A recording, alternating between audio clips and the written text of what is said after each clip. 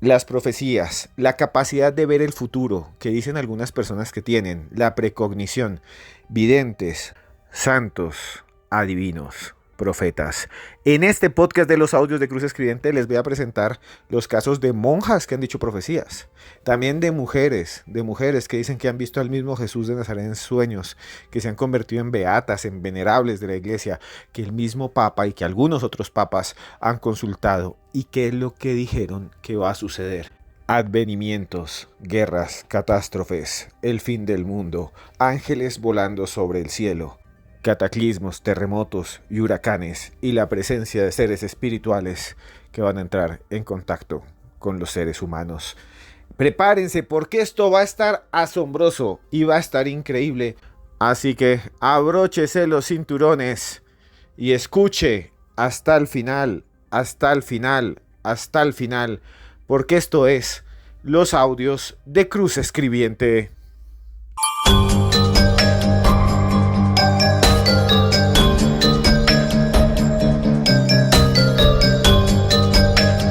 Existen historias asombrosas de mujeres que aseguran haber visto a Jesucristo en sus sueños, en visiones, mujeres que fueron después transformadas en santas y que sufrían diferentes condiciones en su vida y que dieron profecías. Y ahora vamos a hablar nada más y nada menos que de María Julia Jenny, o en su idioma originario, Marie-Julie Jenny.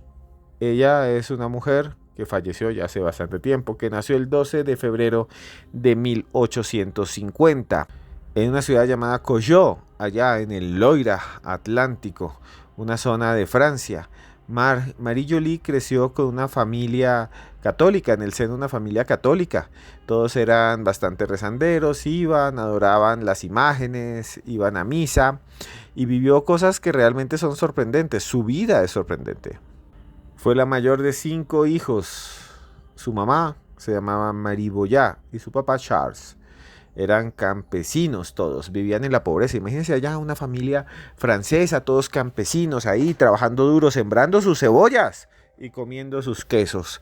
Y estaban ahí Charles y Marie Jenny, y ella dijo, no, yo tengo que convertirme en monja, yo lo que amo es a Dios. Y entonces cuando ya tenía edad, cuando ya era mayor, cuando tenía 23 años, se metió a la Tercera Orden de San Francisco, que es una orden de frailes, de monjas. Y allí se la pasó aprendiendo, leía tratados de teología. Era una monjita que leía hartos tratados de teología. Le encantaba hacer oración. Ustedes saben que las monjas tienen una disciplina muy fuerte. Entonces se levantaba, dice la biografía de ella, se levantaba a las 3 de la mañana a rezar. Decían que en lugar de almohada le gustaba ponerse una piedra para sentir de alguna manera lo que había vivido Cristo en la pobreza, que tenía una camita chiquita, no era una cama grande, tenía además un colchón súper delgado, prácticamente dormía sobre un planchón de cemento. Y un día, dice ella, concretamente el 22 de febrero de 1873, vio algo asombroso. Ella dice que empezó a ver una mujer que flotaba frente a ella, una mujer que flotaba con un traje azul, y ella perdió el conocimiento y cuando despertó, cuando fue a ver sus manos, se dio cuenta que tenía un orificio en uno de ellos y en la otra también, y entonces fue hasta un espejo y se miró y se dio cuenta que le estaba saliendo un fluido rojo carmesí desde la frente, llena de punticos, como si le hubieran amarrado ahí un alambre de púas y la hubieran golpeado contra una pared, como si cogen a alguien y le ponen ahí un hámster en la cabeza que le muerda toda la frente, como si alguien llega y lo lanzan de cabeza contra un montón de rosas, un rosal, como quien da un clavado contra un rosal. Tenía la cabeza así llena de chusitos, llena como si le hubieran dado pequeñas puñaladas chiquitas así en la frente. Y ella decía, Dios mío, ¿qué me pasa? Y las manos las tenía heridas y después las medias, Dios mío, mis medias están todas, las siento húmedas. Cuando se quitó los zapatos no era humedad, estaba llena de heridas, llena de heridas. Esta señora, Marie-Julie Jenny, tenía todo el cuerpo con las mismas heridas de Jesús de Nazaret. Había experimentado los estigmas. También se dice que después ella mientras dormía decía, uy, veo una sombra grande que llega a la cama. Imagínense ustedes durmiendo. Imagínense ustedes acostados ahí en una cama y de repente ven como una sombra grande que tiene como una capa que se les acerca así, como a veces como flotando, así, una sombra larga, grande, y empieza, según ella, a oler horrendo, empieza a oler a picho, empieza a oler a huevo podrido, empieza a oler a azufre. Dice ella que olía a azufre y que todo se volvía terrible y que luego algo la golpeaba, como si algo, una fuerza de otro lugar, que viniera de otro espacio, que viniera de otra esfera, le diera golpes. Y ella amanecía con golpes. Eso dice la mayoría de las biografías de ella, con golpes. Y le decía a las demás hermanas, ¿saben qué es lo que me está pasando? Viene el diablo y me ataca. Estoy siendo atacada por el mismísimo demonio. Sin embargo, lo más impresionante de esta mujer son sus profecías, porque ella decía que ella tuvo el don de la profecía, que en algún momento ella pudo ver el futuro, que se le presentó el futuro, que le contaron qué era lo que iba a suceder. Y ella dice cosas bastante extrañas. Por ejemplo, afirma que París viviría una guerra civil impresionante, que se darían 3 días de oscuridad y que llegaría nada más y nada menos que el anticristo. Todo esto que pasaría, castigaría a la humanidad por sus pecados. Habría terremotos, destrucciones, cosechas fallidas, plagas desconocidas que se propagarían rápidamente por la tierra, lluvias de sangre que caerían durante 7 semanas. Ella dice que habría una gran lluvia de sangre que caería desde el cielo y que duraría 7 semanas. Muchos dicen que estas lluvias de sangre realmente son metafóricas y de lo que hablan es de guerras, de muertes, de bombas, como lo que ha pasado en Ucrania, como lo que ha pasado en Gaza. Días enteros de solo muerte y destrucción que caería del cielo. En ese tiempo no había, estamos hablando, años 20, años 30, hace 100 años más o menos, en ese tiempo no se conocían esos bombarderos tan grandes que hay hoy en día, o esos misiles que se utilizan en las guerras modernas, menos en los drones. Y entonces muchos dicen que ella estaba viendo el futuro y que la forma como alguien del pasado, de un tiempo pasado, podía interpretar un bombardeo es como una lluvia de sangre. Más adelante les voy a contar sobre los 3 días de oscuridad que ella supuestamente profetizó. Al final falleció el 4 de marzo de 1941, tenía 91 años, en un pueblo que se llama La Fundé, allá en el Loira Atlántico. Pero lo más extraño, lo más raro, lo que de alguna manera nos hace recordarla, es el uso de un extraño escapulario, el famoso escapulario púrpura. Esta mujer, Janie, dijo en algún momento que vio frente a ella una aparición y que esa aparición divina le dijo que deberían usarse escapularios púrpuras. Imagínense, no sé si ustedes los conocen, pero un color púrpura intenso que deberían exhibirse en todo hogar y usarse para brindar de protección contra el fin de los tiempos que ya venía y contra los 3 días de oscuridad que soportaría la humanidad. El 15 de noviembre del año 1921. Nuestro Señor enseñó a María Julie Jaeni una oración que deben rezar a menudo aquellas almas que llevan consigo la cruz de los hijos de la luz, oración muy necesaria en los peores días. Yo te alabo, te adoro, te abrazo, oh adorable cruz de mi Salvador, protégenos, guárdanos, sálvanos. Jesús te amó tanto, que por su ejemplo te amo yo, por su santa imagen calma mis temores y que sienta solo paz y confianza. Añade Nuestra Señor, que con esta oración recibiréis tantas gracias, tanta fuerza y tanto amor, que este gran diluvio pasará sin que os deis cuenta de él. Es una gracia de mi amor.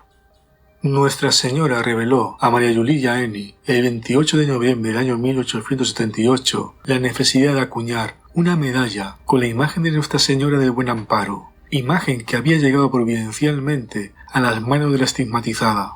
Según le reveló la Virgen el 26 de agosto del año 1880, esta medalla será para mantener la inocencia en un momento tan difícil cuando la corrupción se extenderá por doquier. Todo cristiano puede dotarse con ella como defensa y medio ofensivo de la fe. El 20 de julio del año 1882, la Virgen le dice a María Julie Jaeni, esta medalla llevará estas palabras: Oh tú, Virgen Santa, que aplastaste la cabeza de la serpiente, guarda nuestra fe y la inocencia de nuestros hijitos.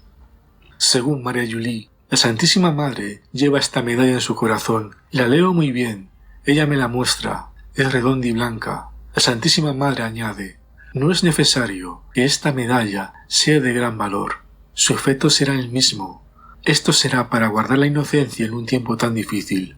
Cuando la pestilencia de la corrupción se extienda por todas partes, todos los cristianos podrán dotarse de esta medalla y utilizarla como defensa de la fe, que vencerá la vida pecaminosa y la traición del mal. María Julie Jaeni contó lo que le dijo la Virgen acerca del escapulario de bendición y protección en los tiempos finales. Me dirijo a ti, víctima mía, y a mi siervo, en referencia al director espiritual de María Julie Jaeni. Hijos míos de la cruz, hacía mucho tiempo que mi hijo y yo deseábamos dar a conocer este escapulario de bendición. Historias increíbles de una monja que decía que la visitaba el mismísimo Jesús de Nazaret, de una mujer que decía que por la noche le susurraban, le decían oraciones, le dijeron que le dijera al mundo mejor, que tenían que tener y que teníamos que tener todos un escapulario de color púrpura, como escucharon hace pocos segundos, para proteger nuestra casa. Una mujer que dice que le mostraron 3 días de oscuridad, y de eso les voy a hablar en los próximos minutos, de los 3 días de oscuridad. ¿Qué tal les está pareciendo este podcast? Es un podcast diferente. Ustedes me pidieron que les hablara de las monjas videntes, de las monjas que habían profetizado cosas, que les narrara historias sobre eso. Pues eso estamos haciendo. Ya vienen los 3 días de oscuridad. Les voy a narrar de qué se trata y qué dijo esta mística, esta mujer, esta monja que supuestamente podía ver el futuro.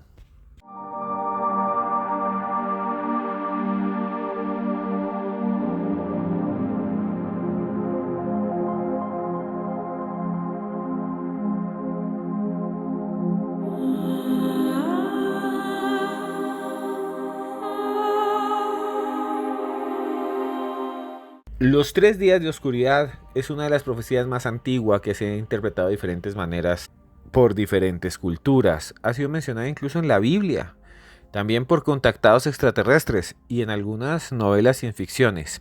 En la Biblia, por ejemplo, aparece en el Éxodo 10, 22, 23, que menciona que Moisés extendió su brazo y su cayado, y Egipto quedó a oscuras por 3 días, y la gente sufrió porque no salía el sol. Luego estuvieron bien, pero mucha gente murió y enloqueció.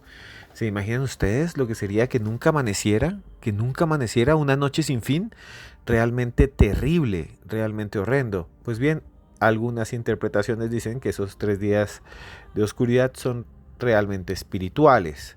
Generalmente el número 3 es un número sagrado, la Trinidad, por ejemplo, Jesús, el Padre y el Espíritu Santo. También, por ejemplo, en el mundo inca se utilizaban altares con 3 niveles. Y en la mayoría de las sociedades existe el inframundo, el lugar donde vienen los demonios o viven los demonios, también nuestra realidad y un lugar trascendente, grande, que podríamos llamar el cielo. Entonces, usar el número 3 sigue siendo bastante asombroso. Pues bien, esta monja, Marie Julie Jaeni, que además era una mística y estuvo estigmatizada, afirmó que iban a haber esos 3 días de oscuridad.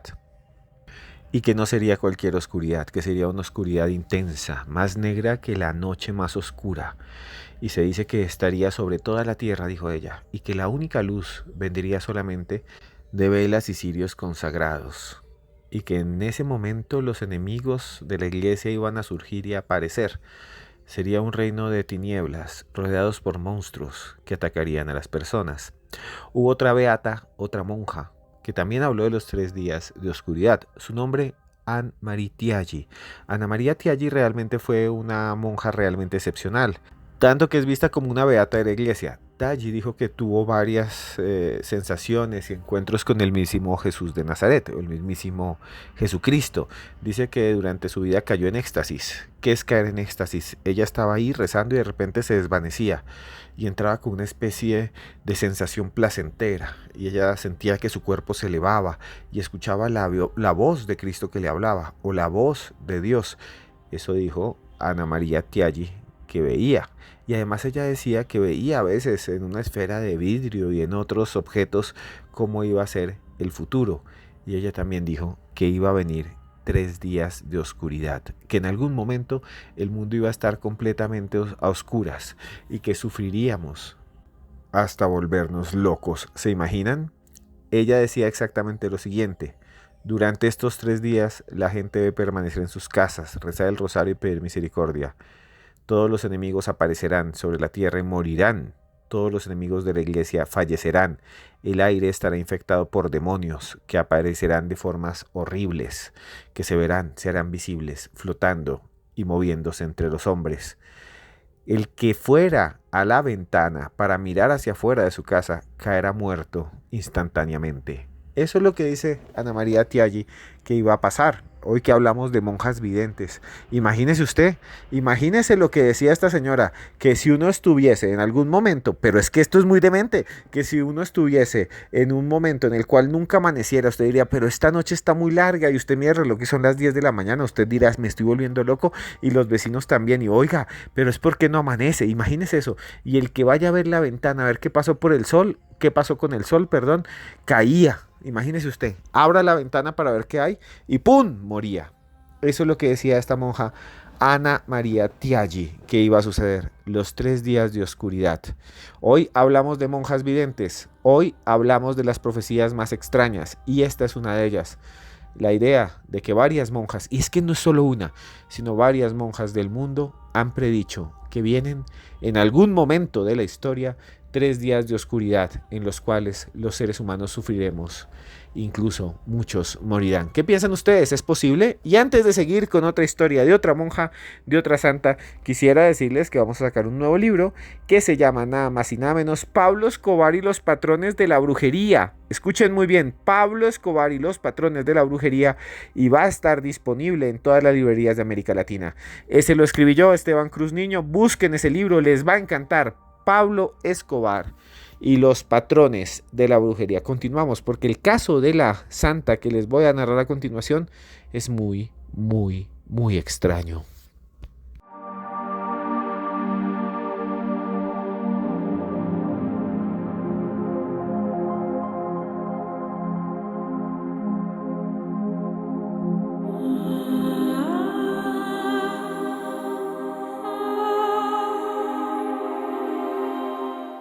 Aunque estas historias son del pasado, existen todavía monjas, mujeres religiosas que dicen que tienen éxtasis, que tienen visiones y que pueden ver el futuro. En los últimos años se afirma que una monja de origen brasilero del nordeste de Brasil tiene la capacidad de ver el futuro y que además profetiza y que le entrega mensajes al Papa. Quien ha hecho eso es un señor investigador de María, Lucas Gelasio. Lucas Gelasio, con permiso de un obispo allá en el nordeste de Brasil, publica las profecías de esta mujer, de quien se dice, dijo en algún momento, contó al mundo que en un sueño tuvo una revelación muy muy grande en la cual iba a haber una gran guerra en Medio Oriente entre los judíos y los musulmanes. Estamos hablando de la lucha que se ha desencadenado, que se desencadenó desde hace unos años en la Franja de Gaza. También el 24 de abril del año 2023, supuestamente la monja tuvo un sueño que se considera actualmente una gran revelación. Ella afirmó que se vio de pie en una calle en Italia, que llovía mucho, mucho, mucho, pero que llovía muchísimo.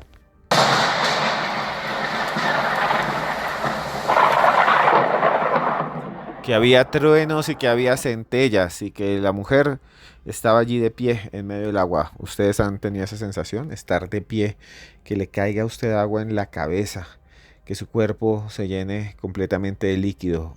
Era invierno según esta monja y hacía mucho, mucho frío.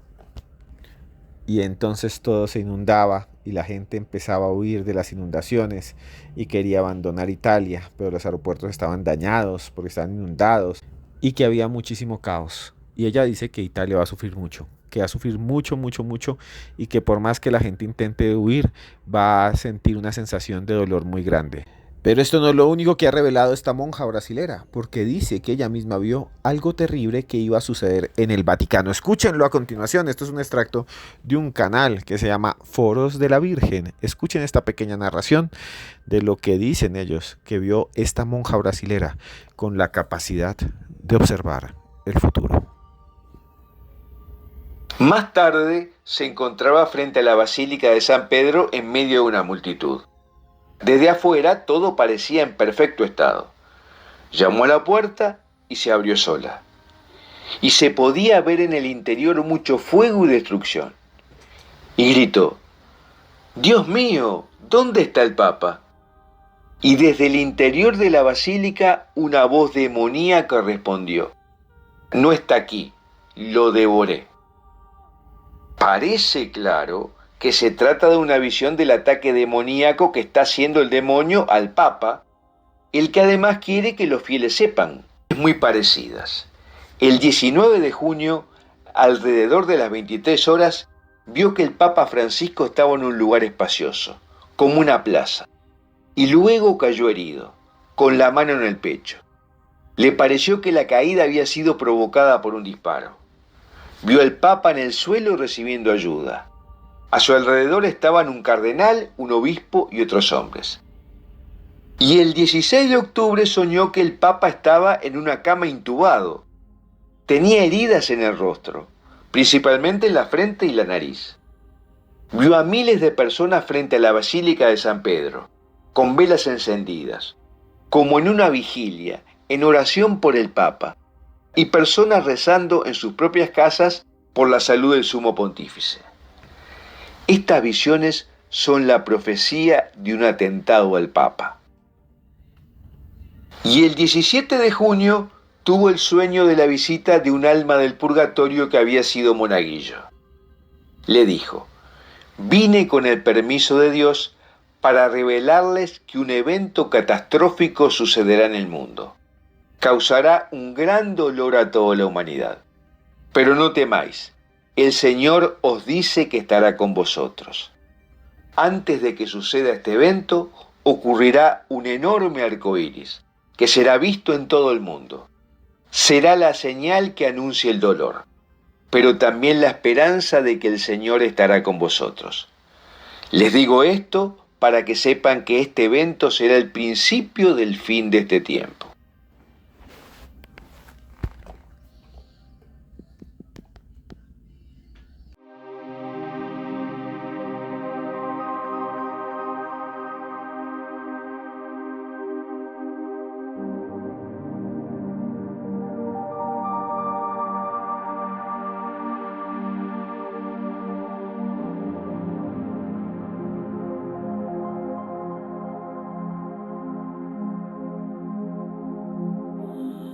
Prepárense porque la siguiente historia es realmente asombrosa, como el nombre de la mujer que la protagonizó, conocida como Cristina la Asombrosa, una santa de hace muchos años, de hace muchos siglos, de hace ya casi un milenio, cuya vida es realmente increíble. Su nombre era Cristina Mirabilis. Cristina Mirabilis nació en una ciudad cristiana en su momento, Brusten, en Bélgica. Ella era hija de una familia muy religiosa, de un montón de campesinos. Imagínense, campesinos belgas de hace casi 1000 años, allá en las montañas, cultiven con sus palitos ahí, cultivando con sus vacas, haciendo quesos. No habían descubierto América. Ella estaba ahí con su familia y entonces a los 15 años llegó una peste. Ella era la menor de 3 hijas y ¡fum!, se murieron los papás y quedó sola y huérfana y sola en el mundo. Y entonces empezó a trabajar con rebaños, allá con sus ovejas, ahí iba con sus ovejas y todos: ahí va Cristina Mirabilis, muy joven.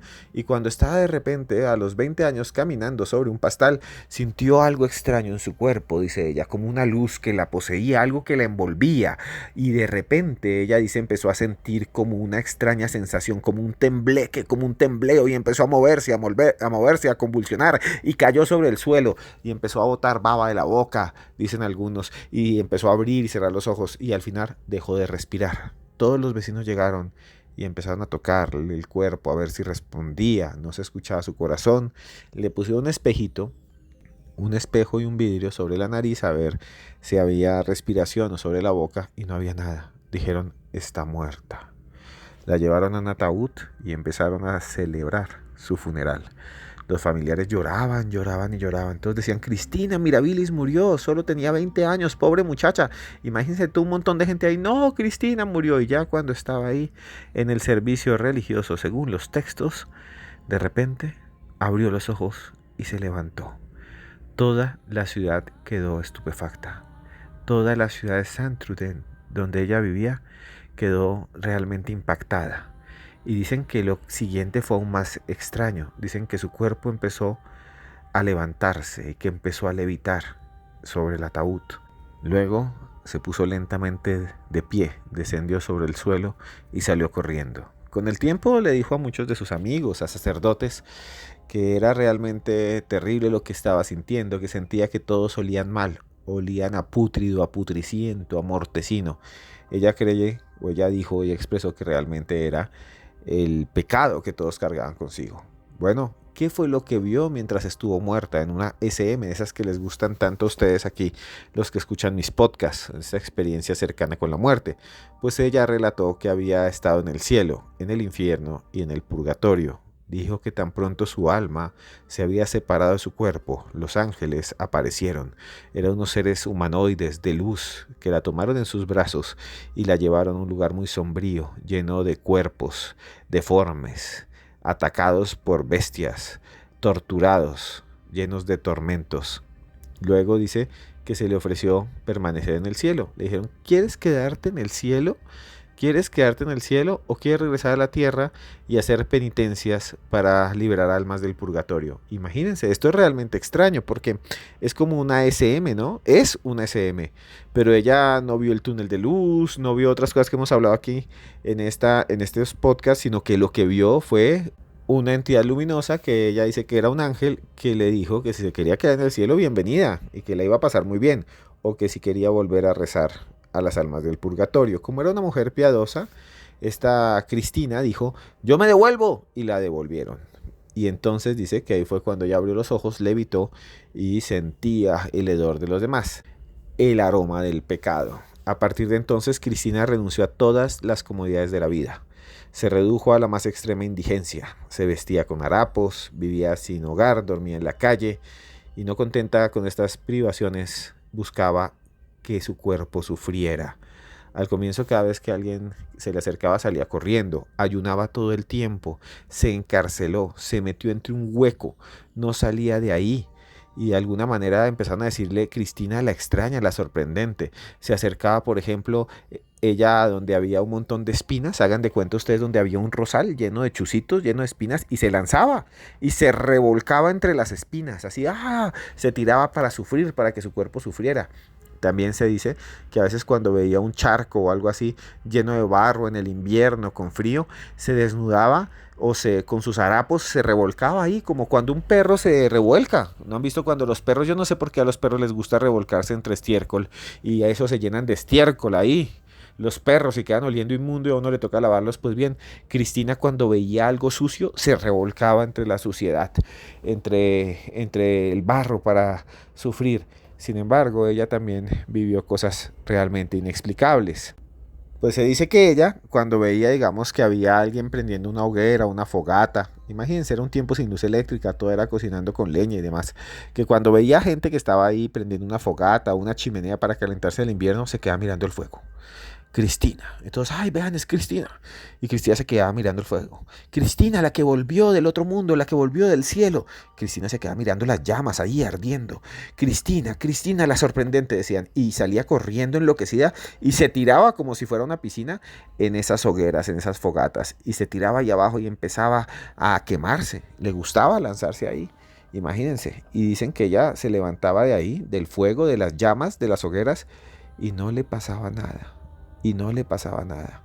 Es una de las historias más sorprendentes. Pues bien, no solo era una mujer milagrosa, porque hizo milagros increíbles. Por ejemplo, se dice que ella, cuando llegaba donde una familia, unas personas, las llamaba por su nombre.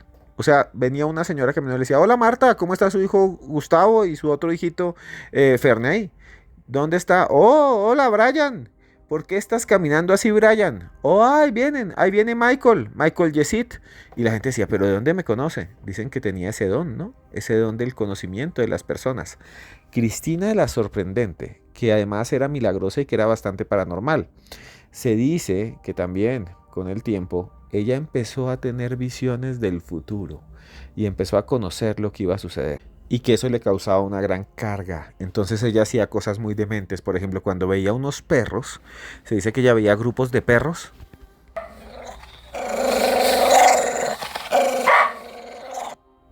salvajes y se lanzaba para que los mordieran. Se quitaba la ropa y decía, vengan perros, destrócenme. Y los perros se volvían mansos. También se dice que ahí cerca habían molinos donde ella vivía habían molinos, como no sé si ustedes han visto los molinos de Holanda, esos que son famosos, y entonces los molinos se mueven con agua, ¿no? Mueven unas piedras ahí para poder triturar el trigo, ¿no? Para hacer harina, y se dice que esta mujer se acercaba a esos molinos y se metía dentro del agua para que le pegaran en la cabeza y la trituraran, y la absorbían y la golpeaban y salía otro día golpeada y se arrodillaba y rezaba. Imagínense eso. ¿Qué piensan ustedes de Cristina la Sorprendente? Una historia realmente asombrosa, una historia real, y hoy en día es una santa y le llaman Santa Cristina la Sorprendente. Busquen Santa Cristina de Bélgica.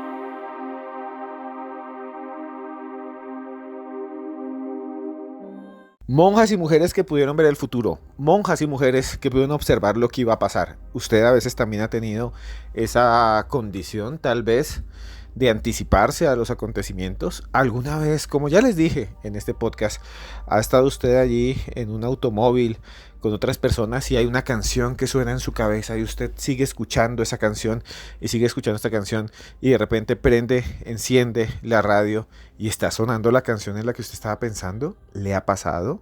A veces usted no tiene un sueño o una angustia, algo que le oprime a uno el pecho y se levanta y dice, se va a morir alguien. Ojalá no les pase esto. Se va a morir el vecino. Se murió alguien. Y enseguida suena el teléfono.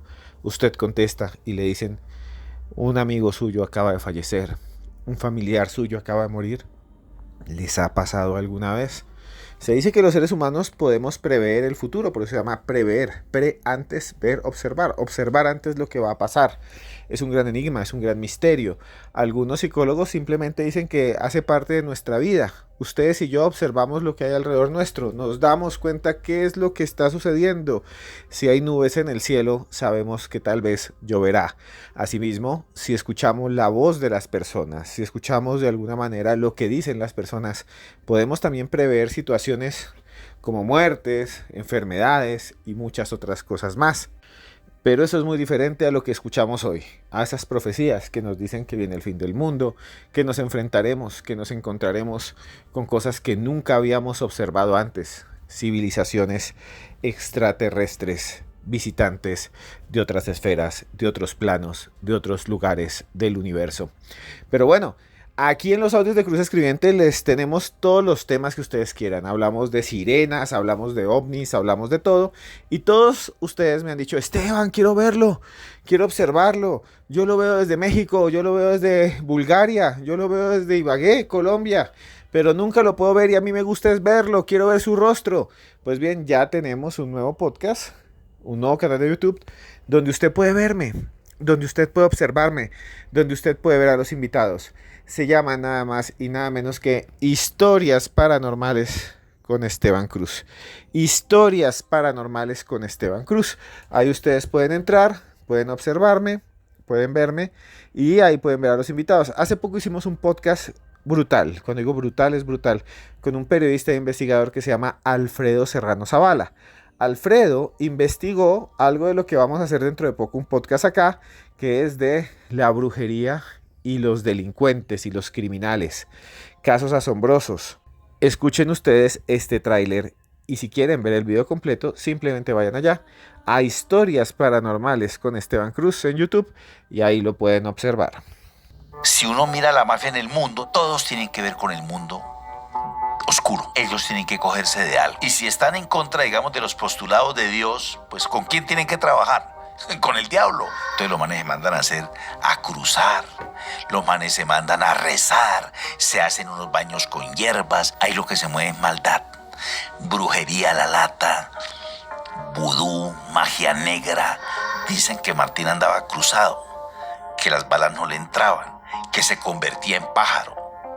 que se convertía en no sé qué animal en la selva. Yo hablo con él. Él me dice que sí, que él habla con el diablo. ¿Usted cree que un tipo de eso se va a la iglesia católica a que lo protejan? No. ¿Se va para donde los pastores? No. Se van para donde los brujos. Esos son los pastores de ellos. Realmente los pastores del mundo criminal son los brujos. Historias Paranormales con Esteban Cruz, así se llama nuestro canal de YouTube. Y ahí pueden ver a don Alfredo Serrano Zavala hablando de los narcos, hablando de los criminales, hablando de aquellos que hacen el mal, los delincuentes, y cómo van donde brujos, y cómo tienen hechizos, cómo obtienen hechizos, y cómo se convierten ellos mismos en aterradoras máquinas, diabólicas máquinas de hacer el mal. Pueden verlo ahí. Y también les tenemos un libro que dentro de poco, ya se los mencioné con anterioridad en este podcast, un libro que les va a gustar, que se llama Pablo Escobar y los patrones de la brujería. Pablo Escobar y los patrones de la brujería. Va a estar disponible en cualquier librería. Lo pueden buscar por Amazon. Yo lo escribí para todos ustedes. Pablo Escobar y los patrones de la brujería. Y bueno, llegamos al punto en el que hablamos, en el que hacemos reflexiones, en el que yo les narro historias, y prepárense porque esta historia les va a encantar. Hemos hablado antes de historias de China, de India. Esta vez vamos a escuchar una historia especial. Vamos a escuchar algo que nos va a poner a pensar y a reflexionar sobre nuestra vida. Es un cuento corto, es un cuento chiquito que se llama El sueño del viejo cangrejo. Y comienza así. Hace mucho tiempo, en una playa, esas que tienen piedras, rocas grandes, ahí vivía un cangrejo de esos rojos. Un cangrejo rojo grande, esos que parecen un plato con patas. Ahí estaba el cangrejo. Y desde pequeño, desde que era un huevo, desde que era una pequeña larva, se quedaba mirando el cielo, se quedaba mirando el firmamento, observando las nubes, observando los pájaros que volaban por ahí. Y soñaba con eso. Decía, yo quiero volar como esa gaviota. Yo quiero volar como ese pelícano. Yo quisiera ser como un pato de esos. Mi sueño es volar, atravesar las nubes, sentir el viento en mis tenacitas, estar ahí. Y entonces el cangrejo a veces llegaba, cogía impulso hacia adelante, porque los cangrejos caminan como hacia atrás o hacia los lados, cogía impulso hacia adelante y eso cogía una carrera y se lanzaba sobre las piedras y se golpeaba. Se daba un golpe y se daba en las patas y eso le quedaban todas torcidas y seguía lanzándose, y los demás cangrejos le decían, bruto, ¿qué es lo que está haciendo? ¿Qué es lo que está haciendo? ¿Por qué se lanza? ¿Por qué se bota de esas piedras negras altas? ¿Por qué? Te vas a hacer daño, te vas a convertir en un palmito y te van a comer dentro de un sushi si sigues haciendo eso. Y el cangrejo, no me importa, mi sueño es volar. Mi sueño es poder estar en el cielo. Pero usted es bruto, usted es un cangrejo. Usted ni siquiera puede andar para adelante. Y el cangrejito todos los días llegaba y decía, quiero hacer algo. Y a veces se hacía como, cogía un montón de hierbas y se amarraba y decía, por lo menos floto, maldita sea. Y se lanzaba así, de un lado al otro, así como en un columpio. Por lo menos me voy de un lado para el otro. Cangrejos, yo quiero volar, mi sueño es volar. Y el columpio que hacía con algas, ¡pum!, se caía y se rompía y se destutanaba el pobre cangrejo. Se daba golpes. Entonces un día iba una gaviota ahí y lo veía y le decía, ese cangrejo está loco. El cangrejo está loco. Una gaviota dijo, voy a comer cangrejo hoy, voy a almorzar cangrejo. Y llegó y aterrizó, y antes de comerse el cangrejo le dijo, oye, ¿qué es lo que tú quieres? ¿Por qué haces eso? Desde hace rato, desde hace meses veo que te lanzas y te das unos tostazos. ¿Eres un cangrejo masoquista? ¿Eres un cangrejo que le gusta darse golpes? ¿Eres un cangrejo, no sé, tienes algún problema? O sea, de movilidad. O simplemente te gusta golpearte contra la piedra. Te encantan las piedras. Eres algo así como, no sé, litofílico. Aquel que le gustan las piedras. Tienes esa inclinación. Y el cangrejito decía, no, no, gran gaviota. No, madre gaviota. Yo no soy eso. Yo lo único que quiero es volar. Entonces la gaviota se quedó mirándolo y le dijo, ¿sabes qué? Yo te iba a tragar. Pero todos estos días te he visto insistir en algo que nunca vas a lograr. Porque no tienes alas. Bestia. Bestia, cangrejo tonto, y te golpeas y todo. Pero yo te he visto, llevas años haciendo eso, toda la vida golpeándote. Realmente te iba a comer. Pero ahora, como he visto eso, pues, y como me contaste tus sueños y me expresaste lo que querías hacer, te voy a proporcionar tu sueño, te lo voy a hacer realidad. Súbete encima mío. Y el cangrejo se subió en el cuello de la gaviota, se agarró con sus tenazas, con sus pincitas, y la gaviota se fue volando, y mientras volaba y volaba y volaba, y flotaba sobre el cielo. El cangrejo con sus ojos miraba hacia abajo, con sus ojos rojos miraba hacia abajo, y entonces veía el mar inmenso, las playas, las islas, y atravesaba las nubes. Y el cangrejo dijo: he cumplido un sueño. Y la gaviota luego lo dejó ahí sobre el suelo, y el cangrejo dijo: he cumplido el sueño de toda mi vida. ¿Cuál es la moraleja de esta historia tan extraña? Pues la moraleja es la siguiente: si insistimos, podemos lograr lo imposible con la ayuda de los demás. Tal vez no nacimos con alas para volar, pero podemos ser pilotos. Tal vez, a veces en la vida no tenemos las facultades que tienen otros, pero si persistimos, si somos constantes, podemos lograr lo que queramos, sobre todo con ayuda de los demás. Así que pida ayuda. ¿Cuál es su sueño? ¿Qué es lo que quiere hacer en su vida? Lo que sea, es más fácil si pedimos ayuda. Eso lo he aprendido yo. Si yo le pido ayuda a otros, pues más fácil iré al lugar que quiero llegar. Y ustedes, a donde quieran llegar, pueden llegar. Estoy seguro que lo van a lograr. A veces es simplemente llamar, a veces es simplemente pedir, insistir, insistir y nunca desistir. De eso se trata esta antigua narración, este cuento antiguo del viejo cangrejo que quería volar. Y bueno, a todos ustedes, gracias por escuchar este podcast hoy. Espero que les haya gustado esto que hablamos sobre monjas videntes. De verdad, de corazón, a usted, esté donde esté. Yo, Esteban Cruz, de verdad le quiero decir que yo lo quiero mucho.